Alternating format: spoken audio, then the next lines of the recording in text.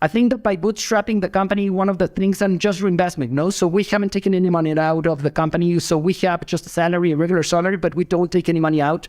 We reinvest everything.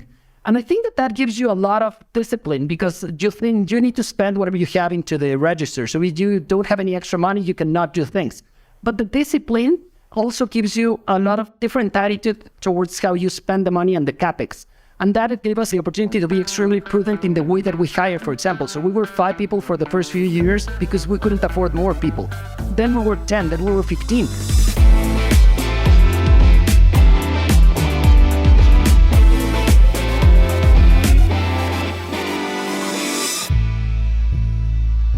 Hello everyone and welcome to Fintech Leaders, coming to you from New York City. I'm your host, Miguel Armaza, and I'm a co-founder of Gilgamesh Ventures, a venture capital fund that backs early-stage fintech entrepreneurs in the US, Canada, and Latin America. If you enjoyed this conversation, I invite you to leave a review on Apple Podcasts, Spotify, or wherever you get your shows so more people can learn about fintech leaders. In this episode, I sit down at the Innovation District Conference in the heart of Mexico City with Jorge Combe, CEO and co-founder of DD360 and DD3 Capital Partners, one of the leading PropTech and real estate financing groups in Mexico and Latin America. Prior to launching the firm, Jorge and his co-founder Martin Werner were co-heads of Goldman Sachs Mexico and Goldman Sachs Latin America. They left the firm 6 years ago and bootstrapped DD3 into a 91 million Series A in 2022. We discuss bootstrapping lessons and benefits and why they set out to build a profitable company from day one, biggest mistakes from his transition from Goldman to building a scrappy startup, how they built a B2B business and then expanded it into a B2C division, the incredible potential and opportunities in Mexico and Latin America, and a lot more. Jorge, thanks for joining Fintech Leaders. How are you doing today? It's a pleasure to be here with you. I think that we have already been talking about this one for a while, so I think it's a pleasure to be with you. I'm honored to be in your podcast. Absolutely, and we are right in the heart of Mexico City. Highly encourage anyone listening to visit and see all the amazing innovation that is happening here and things that I think are going to be exported to the rest of the world. So, Aurea, I follow your Twitter account very closely, and not long ago, a few days ago, you were talking about the median age of some countries.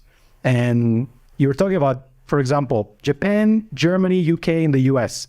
The median age is above 38 years old for the population. But if you look at Brazil, Turkey, India, and Mexico, amongst others, it's actually below 33 years old, so pretty young. What does this mean for this country's economies and also for the innovation and the business community in these countries? I think it's a very good question, just framing it of where we stand at what is the country. I think that in order to innovate and in order to become an entrepreneur, one of the things that you need to be taking a look at analyzing all the time is what is your target market. So I think that we have the benefit in here that we have a couple positive trends in Mexico. The first of all, it's obviously what you were mentioning. So first of all, the age that we have being under 30 years old, it's a huge benefit. And why it's a huge benefit? Because most of the most productive years of the people that are going to be saving, the people are going to be forming a household, that people are going to be also buying a place, you're going to be doing more capex. So I think that in that sense, it's encouraging to be in a country such as Mexico. So I think that is the first bonus that we have, the demographic bonus. And then I think that we have another bonus in Mexico, which not a lot of the countries have, which is as well the geographic bonus. I think that having as neighbor the US, we have the best combination. I think that from a demographic as well as from a geographic perspective, we have just the best combination that you can have in order to become an entrepreneur. But that is for no use if you don't start innovating, if you don't start doing. So I think that that's why we have been huge proponents that even though the everything, all the conditions, once again, from a demographic and also from a geographic perspective is very beneficial, I think that we need to do more. And I think that the responsibility is not only in the government. I think that there's a lot of people that are blaming either the government because of the public policies that we're seeing there should be this way or the other way. But I think that there's so much that we can do as entrepreneurs. And just to finalize and to put an example, the one of the things that we do is that we finance real estate. We're going to get into that, I guess. But imagine being in Mexico, where the population is going to be continuing to grow at a very good rate. We have a really expanding middle class, and we have also a population that is expanding. And compare that with China, because everyone is talking about China and investment in China. But what people don't realize is that in China, you have right now 1.4 billion people. But then by the end of 2100, the year 2100, people are going to be less than 800 million. So you're going to be having a population that is going to be shrinking almost in half. In Mexico, I think that we're going to be having exactly the opposite effect. So once that you have, as an entrepreneur, put your market size, what is going to be the trends that you're going to be having from a demographic and a geographic perspective, then you need to find what is the right product, and then you need to start innovating and just iterating and trying to do things as fast as you can. Speaking of innovation, tell us about what are you building within all of your companies, and maybe take us to the story of DD3, DD360, and the rest. Yeah, so my partner and I, we co-founded DD3. We did it at the end of 2016, at the beginning of 2017. We were two grumpy investment bankers. We both work at Goldman Sachs. Probably Martin was more grumpy than I, but right now we are even, so it doesn't matter that much. Martin was the partner co-responsible for Latin America. I was at the end the co-head for investment banking for Mexico. And I was leading a couple of the groups. So I was leading especially real estate for all Latin America. And then what we realized is that we didn't want to continue working in this type of more traditional trench in working. And obviously working at Goldman is a fantastic opportunity just in terms of the relationship, what you learn and what you do.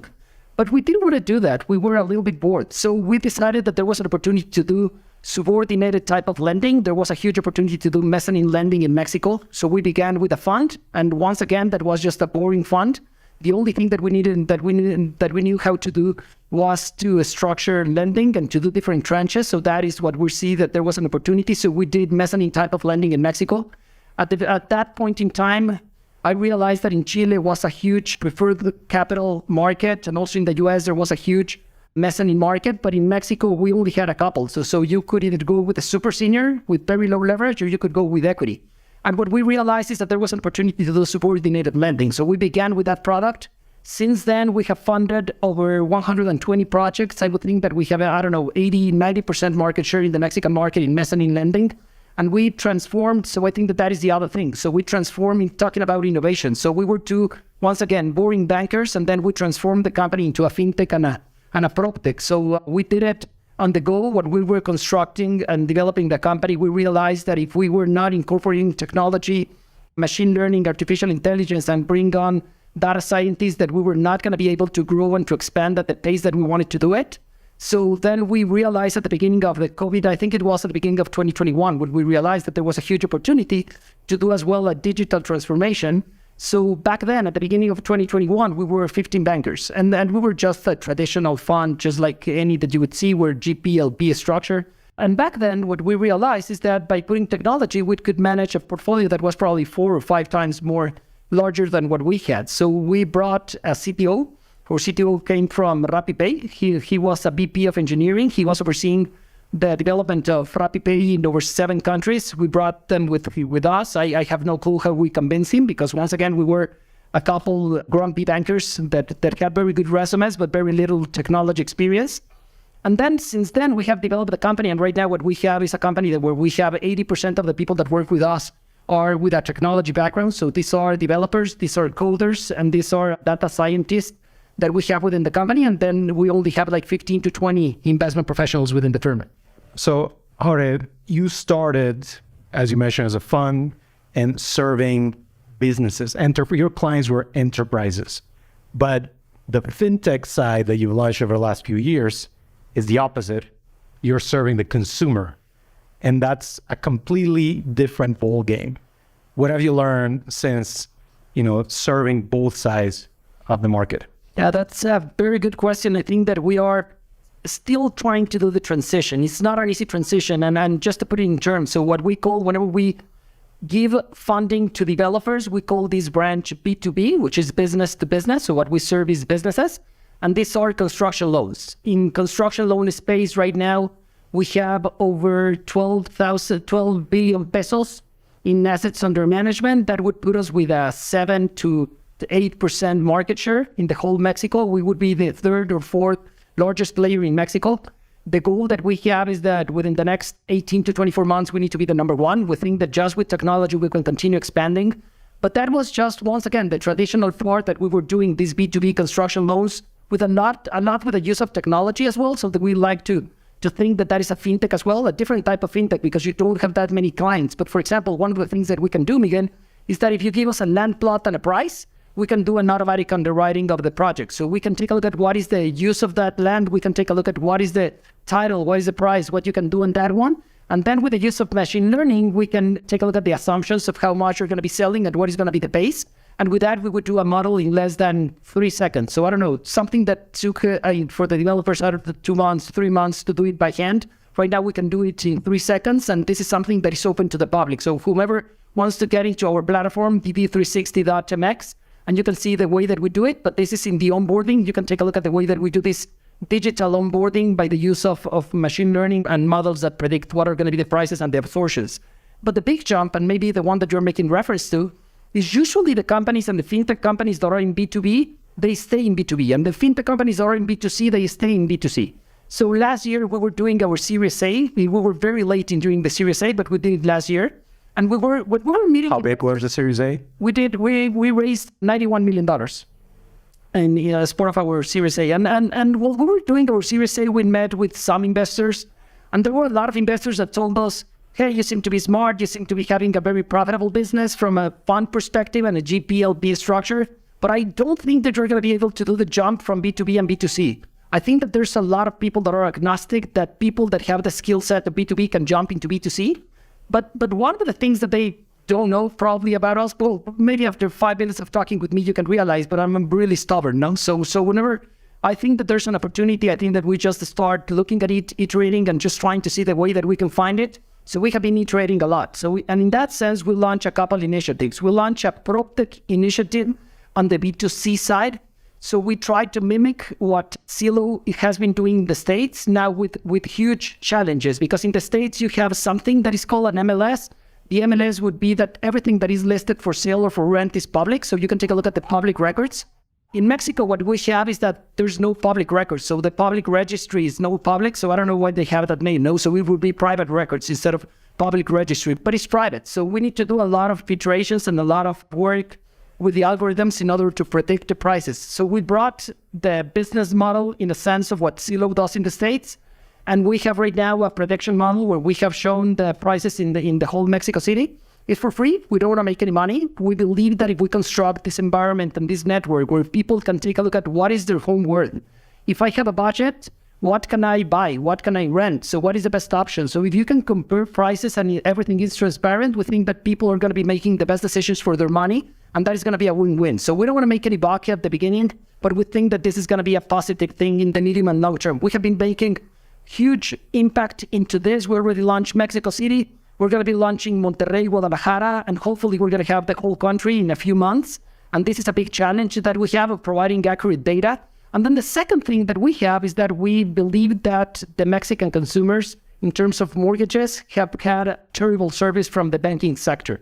We think that we can change that by the use of technology and by the use of different methods, but we think that the customer service and the loans that you get as a mortgage should be way better. The service should be better. In the States and in developed countries, you have the two business models. So the people that originate the loans, over 70% of the people that originate the loans, they don't keep the loans. But in the US, you have a system that is very wide and you have 4,000 banks. In Mexico, we have 10 banks that are active or even less than that. And given that you don't have that much competition, we think that the broker and bank model doesn't work. So we do everything integrated. And so we originate and then we keep in our books the loans. Let's talk a bit about entrepreneurship. Something I love about the audience is we have a lot of aspiring founders or current founders actually building in the grind, just like you. You are doing a lot of things. Tell us a bit about your philosophy of time management, project management. How do you allocate your time across all these projects? Yeah, I think that we have been iterating as well. Also, I think that at the beginning when we started DD3, just as a first-time founder, you want to do everything. So you want to be control freak, you want to do the presentations, you want to do the Excel, you want to be at every single meeting. And I think that you are a generalist, but I think that as you can start expanding and as you start becoming a little bit bigger, it's impossible because otherwise you're going to be controlling the growth of the company. So one of the things that we changed in the last couple of years is that we created a company, and there's a book that I read that I love, which is called The Connected Company. And what I learned in this one is that if you want to grow faster, then the model that you should have is that you should have different pods that are autonomous. So one of the things that we did is that we gave a lot of empowerment to the people that are going to be working with us. And once again, given that right now we have a 4-to-1 ratio between tech and non-tech, the non-tech, we work as a tech team. So we have everything that a tech company would be working, but for everything. So in terms of Scrum, in terms of Agile, in terms of sprints, all the company works on their sprints. But the second thing, which I think that is more important, is that we have empowered a lot of the product managers and product owners that we have within the company. And the philosophy that I would have, Miguel, would be, I think that the higher that you go in the hierarchy, the CEO, the president, you need to set up what is going to be the vision of the company, where we want to be in 3 to 5 years. And I think that we have extremely clear where we want to be in 3 to 5 years. We want to be the largest mortgage company in Mexico, and by far, being potentially a non-bank. So that is the vision that Martin and I will set. But then you need to bring that one and you build a stir in order to get to this goal. And I think that this is where we get a lot of the people involved. So I work a little bit more on the vision and then revisiting what is going to be the intermediate goals that we're going to be fixing with the people. But then the delivery of each sprint and of each cycle is way more into the CTO, into each of the product managers and into each of the division heads. So we try to give them a lot of empowerment, and that also brings a lot of talent into the company. Something we haven't talked about is that you have bootstrapped the company into that Series A, right?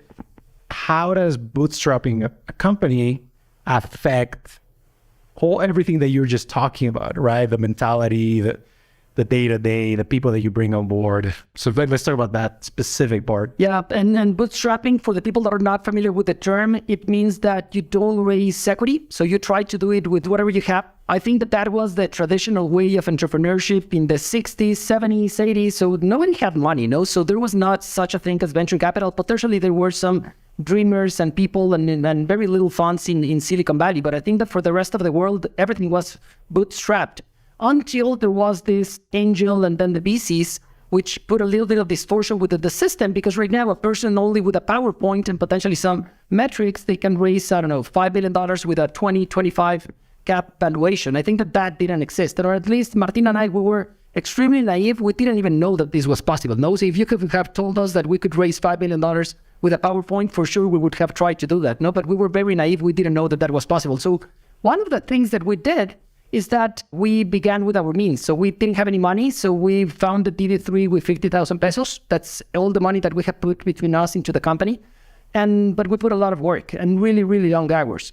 I think that by bootstrapping the company, one of the things, and just reinvestment, no? So we haven't taken any money out of the company. So we have just a salary, a regular salary, but we don't take any money out. We reinvest everything. And I think that gives you a lot of discipline, because you need to spend whatever you have into the register. So if you don't have any extra money, you cannot do things.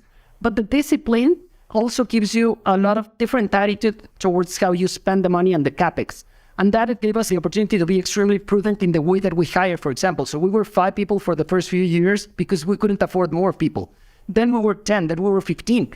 So whenever you see all the hype that happened within the venture capital, whenever you take a look at some of these valuations where they're going to be losing money for the first 10 years, and then they see, well, yeah, but whenever I reach a level that is, I don't know what, then I'm going to be profitable. We don't understand that. So I think that for us, it was extremely lucky, bootstrapping, and how naive we were with entrepreneurship. We have been profitable for the company since we founded the company for every single month. So right now we have like 70 or so 80 months that consecutive profitability within the company, and just growing and reinvesting. We think that we have put a discipline that we need to reinvest and continue growing the company, and that is the only way that it can survive in the future. That said, you did raise capital. How has that changed the company? And also, what would you pass along to entrepreneurs about that fundraising process in arguably already as the market was getting tougher? Yeah, no, so last year we raised this $91 million as a Series A. Once again, this was the first money that we raised at DD360. It didn't change that much. So everything went into productive type of capital. So everything went into lending, into expanding. Nothing went into expenses or into CapEx. So most of what we do, for example, one of the things that occurs is we haven't done any marketing. So we just hired a marketing director. And the first time, Jorge, so the first time that he came, he told me, hey, I'm going to be developing this type of marketing plan. I told him, well, yeah, but you need to do it with no money. What do you mean by no money? Yeah, no money. So we need to be creative, no? So we need to do podcasts, we need to do t-shirts, we need to do beers, we need to do all sorts of things. But at the end, what we want to create and what we think that we can create, we need to create a community. We think that in the future, the business, you're going to be doing business, especially with the people that you think that you belong, with the people that you think that are trying to benefit the way that you act, the way that you build. And we think that building a community involves a lot of work, a lot of creativity, but it doesn't involve a lot of money. And I think that that is one of the things that most of entrepreneurs miss right now, because they think that pouring money into CapEx and into CAC or customer acquisition cost is going to bring them faster into the goal. But most of this money is spent. It's money you're never going to be finding and never going to be seeing again. So I think that, once again, we raised $91 million, but I think that we continue having the discipline, we continue having the DNA of a bootstrap company. But what it gives you is, and I make usually the analogy of a car driver, no? So whenever you take a look at what happened with Verstappen, I don't know, he began as a car driver, then we went to Formula 2, then we went to Formula 1. But there's a process. I think that a little bit of some of the things that happen right now and some of the negative effects that he can have, you can have the best driver in the world, but if you put him in a Formula 1 in the first time that he's going to be driving, most likely he's going to crash. Nope. If you have 10 drivers, then if one of them survives, then you make your 10x. So I think that is a little bit the mentality of some of the VCs, but it's not the same whenever it's your only son. And I think that is what we had. No, so we are the only child. We don't have any other car. We cannot crash this car. So that's why we continue driving a little bit faster with the money, but we continue being very prudent and just putting the lights whenever we're going to make to the right and just driving like an old lady. You've talked about a lot of good decisions, but let's hear about the challenges. In what areas of the companies have you made your biggest mistakes? Maybe share some of those. Yeah, no, I think that the biggest mistake that it's not a mistake. I think that it's a learning process, no? Because if it would have been the other way around, probably we would have already crashed. But I think the biggest mistake that we did is that we brought technology within the company really, really late. So we founded DD3 2017, and we didn't bring a CTO until at the end of 2020. So I think that we have 3 years that were, in a sense, lost years. But on the other hand, it gives us a lot of experience into how to manage a loan book, how to manage a loan, how to have the relationship with the developers, with the clients, with everything. So I think that if I would do it again, certainly I would have a co-founder that would be a technical co-founder. So probably the curve and the learning curve is not going to be as steep as what we found. But I think that is one of potentially the biggest one that we have learned through trial and error. So you and Martin left a very big, stringent culture at Goldman, amazing school, right? What did you have to all learn? I guess a lot of things, right? You didn't have an administrative assistant, I imagine, and so many other things. So talk about that transition. Yeah, Martin and I, we used to joke whenever they told us, I don't know, the first 6 months when we left Goldman, they told us, what is the thing that you miss the most? And then we told them the corporate card. No, because you can travel, you can do whatever you want, and you don't care, basically, no. But I think that is a fantastic culture. I think that working at Goldman, it puts you in a mentality and a way of thinking that is just probably the best school. I think that is difficult to try to replicate what you can learn in a challenging environment. Whenever you work with superb and with people that are, everyone is an A type of people within Goldman. So I think that they brought us just a type of school that is overachievers. Everyone is trying to beat the other one. So I think that is fantastic. But on the other hand, you also have a lot of bias that you need to unlearn, just like you were mentioning. So one of them, and the biggest one probably, is the use of technology. So we didn't have this technology background. At Goldman, you didn't do anything. So that is the other thing. And then the second thing, which is very, very important, which for me it has been a little bit easier just because of my nature, but has to do with doing everything. So I think that just becoming a generalist, because we didn't have any money to hire more people, I think that was the other thing that we need to relearn how to do. I hadn't built a model when I was at Goldman probably for 7 years, 8 years. No, I would have a intern, analyst, associate, the VP, a director. I would have 5 people that would be reporting below me that would be taking a look at the models. If I needed a presentation at 2:00 in the morning, they would send it to me. One of them would become rushing. So I think that you become pampered and accustomed to this type of things. So that is on the negative side, I would think, but it's fun. It's very different whenever you're relearning to work from scratch. And I think that the big difference is when you're doing it for your own. So for example, the first deal that we did, Martin and I, when we were not at Goldman, we sold a land plot in Aguascalientes. Aguascalientes, for the people that are not in Mexico, is just a mid-sized to small-sized state. Martin and I, we have never been in Aguascalientes. We never traveled to Aguascalientes, but we had a connection. So we sold that. I think that we made, I don't know, like 100 of the traditional fee that we would be making at Goldman. But we had a celebration, just like a closing dinner, like if we had closed the biggest deal of the year, no? But I think that that is one of the things that are fabulous. Whenever you start from scratch, it feels so different whenever it's your name, whenever it's your company, whenever it's your baby, than whenever you're working for someone else. So that is the other thing that I think that we relearn really, really quickly, of building something that's going to be your own, and also building something that can stay here and that is going to be durable for the next 3, 5, 10, 100 years. We were just listening to a panel before our conversation, and it was about AI and about all these recent tools that have become available to the public, namely ChatGPT. Are you guys using these tools at the company already? Yeah, I think that my CTO is going to be making eyes at me, because I just told him, hey, Patch, what are we doing? We need to have a Copilot. We need to have Top 9 was another of the things, that assistants that I saw. And I told him, hey, we need to tell all the people, all the developers that are working with us, just how much lines, how much coding they're doing. Yesterday, we were using it just for legal purposes. So we were with our head of legal as well, taking a look at how we can improve. I think that definitely we're going to be using it for everything. I think that this is going to be a game changer for many, many things.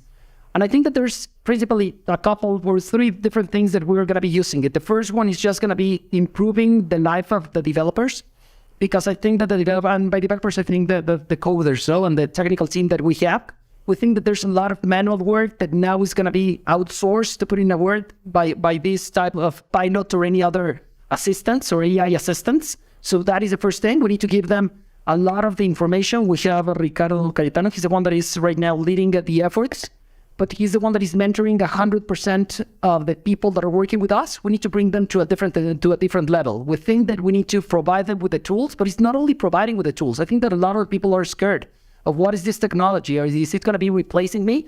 And we need to show them how this technology is not going to be replacing them, but it's going to be enhancing the way that they can do the business and the way that they can do their work. So that is the first thing. The second thing that we're doing is for everything that has to do with managerial tasks. No, so for example, like I was making reference to a legal contract, that is something that is going to be easy to see. So you need to review it. So our chief of legal still needs to review it, but at least a bulk of the work is already going to be done. But I think that the one that I'm most enthusiastic and I think that is going to be the biggest impact is going to be with the generative AI. And for generative AI, in terms of images, and I have been playing a lot in Midjourney, like we were mentioning, but for example, I did the renders for a 10-story building, which I asked for, what do you do it with 3 famous architects? And then I got just some by using a different prompt, but just changing the name of the architect. And I got some amazing results. I think that's impressive what we got. How do I envision that we're going to be using it? Remember that what we do is that we finance developers. So right now, the onboarding, you put a land plot on the price, and like I mentioned, we have a project. But imagine that you not only have a project, but you can have the renders, the interior design.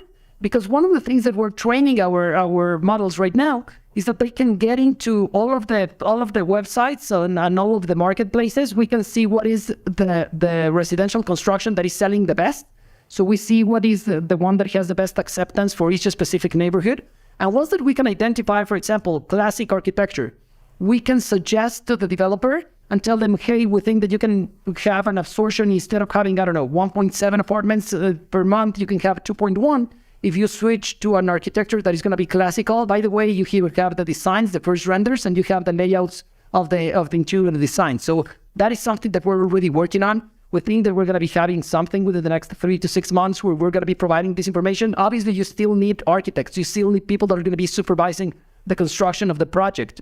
But at least whenever there's a developer that they see that you understand not only the financials, but you also are providing this type of value added by no charge. We don't want to charge anything. We're not consultants. We think that if we do this well, you're going to be making more money, and that is the only thing that we want. We want them to make more money so that the way they can pay us and we can sleep. If you are, if babies wake up a lot. So if you are going to be reinforcing the most popular projects, aren't you afraid that everything's going to start to look alike? Obviously, there's a risk, but residential, I think that if everything looks alike, then the building that doesn't look alike is going to start having better absorption because it's going to be the different one, and then it's going to have a self-adjustment. So I think that in the short term, yeah, you can have a herd mentality that everyone is going to be having the same type of buildings, but then that is going to be boring. No, so, but I think that as soon as everyone has a boring type of architecture and building, then the one that is going to be incorporating the Zaha Hadid or I don't know type of architecture that is going to be a little bit more appealing to the people, then that one is going to have the absorption of 5, and then everyone is going to be to Zaha Hadid. So we're going to be having waste. Let's go into a rapid fire round of 3 or 4 questions, and yeah, you can take 30 seconds for each answer. So for the office, remote or in-person culture?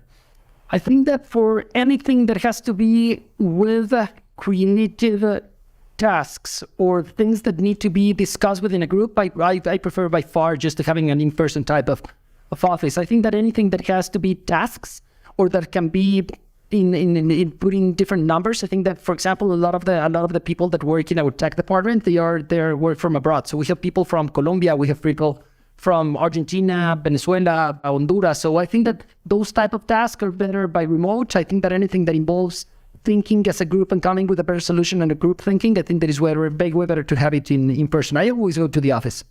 What are you not good at, and how do you try to solve for it? I'm terrible in process and anything that has to do with bureaucracy, I think that I'm just the worst. My CFO is laughing, no, because whenever he brings just any type of paper, oh no, Jose Carlos, why this? We don't need any paperwork. Oh yeah, we do need it. We need the audited finance. And so I think that I'm really, really bad at that.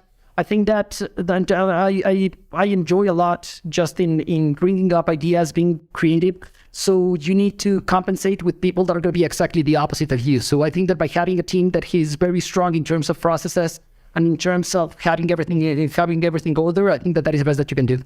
Here in real estate, if you had to pick one segment in real estate to stay for the rest of your career between residential, commercial, or industrial real estate, which one would you pick? I would go definitely with residential, and obviously I have a bias, no? That is what we do. But let me put it just in perspective. I think that in residential, we do know that people will need to live somewhere.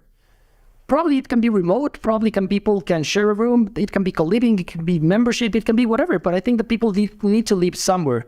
Commercial, I don't know. I think that people would need to shop somewhere, yeah. Will people like to go out to a shopping mall in 20 years? I don't know. People would like to go to an office in 20 years? I don't know. In manufacturing, I think that we can have a problem as well. Not for big item manufacturing or for heavy manufacturing, but I think there's a lot of things that are going to be coming into automatic. So for example, this t-shirt, potentially in 20 years or 30 years, there's going to be a machine at my home where I can produce this t-shirt for a fraction of the cost. Or there's going to be a mini machine that is going to be producing the food, the clothes, the everything. I think that the only one that is irreplaceable is going to be residential. I think that for the other ones, I could think that there's innovations within the next 10 to 20 years that could disrupt the industry as a whole. Bootstrap companies or VC-backed companies? That's a good question. I think that I have a bias as well, though, because I did the bootstrap companies. I love bootstrap founders. I think that they have a DNA that is of resilience, that is of fighting, that is of coming from behind. And I prefer bootstrap founders. And if it is going to be VC funded, I think that you should dilute and raise as little as possible. I think that too much money is for sure gonna be ruining the company and putting a curse into the company. I think that the less that you can raise, the better. The more ownership you have, the more stake you have, and then also the more discipline that you need to have. So it could be a bootstrap, or if it is not possible, then VC, but raising the less that you can. So what has you the most excited about future of Mexico and the future of Latin America? I think that one of the things that has me extremely excited in Mexico is an overall in Latin America. I think that whenever you talk with the companies and whenever you just walk in the streets, like for example here in Roma Norte that we're talking, you see a different Mexico. You see a Mexico that has a different vibe. You see a Mexico where everyone wants to become an entrepreneur, where the people are aspiring to launch something, to do something, to be the next unicorn or big company. I think that this didn't happen 5 or 10 years ago. And part of that has to be with the fact that capital was not available for Latin America. So for a long, long time, it wasn't available. So just like putting resources into the whole region, it has changed the mindset. So right now, it's aspirational to become an entrepreneur, where before it was aspirational to become a Goldman banker, no? And just to add it on this one, when I was still working at Goldman, you can start feeling this type of change, no? So I participated in a panel of the business school.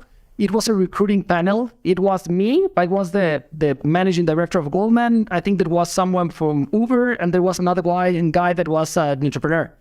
Then at the end of the panel, I thought, I'm going to be overwhelmed. There's going to be like 30 people that are going to be jumping on top of me just to see how they can apply to Goldman and work at Goldman. There was no one. There was one guy, and there was just telling me, hey, how is to work at Goldman. And then the lady from Uber got a bunch of the people talking to her. So you can start seeing this, where big banks, foreign business, are losing a lot of the gold that they had, and then you can feel this hype. I think that is encouraging. We're going to be seeing a lot of new innovations, a lot of people launching new things into the future, and I think that is encouraging.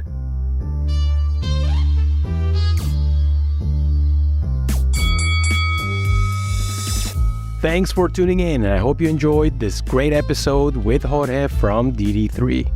If you want more interviews, make sure to subscribe, follow, and leave a review on Apple Podcasts, Spotify, or wherever you get your shows, so more people can learn about fintech leaders. It helps and means a lot. And if you have any suggestions or thoughts about the show, just drop me a line on Twitter or LinkedIn. Signing off till next week, I'm your host, Miguel Armaza.